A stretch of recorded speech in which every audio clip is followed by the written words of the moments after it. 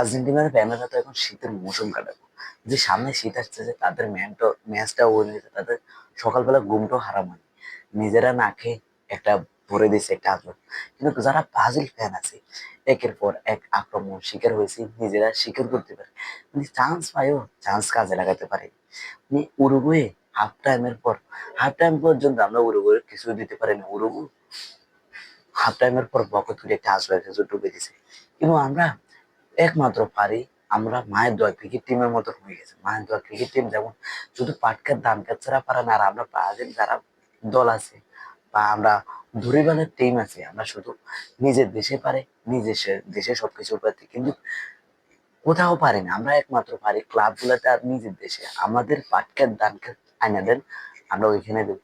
কিন্তু উরুগুয়ে খাতে ফটাফট একটা গোল খাই গেছে আর ব্রাজিল, কিন্তু এরকম গেউ গেউ গেউ করে কোনো লাভ নাই।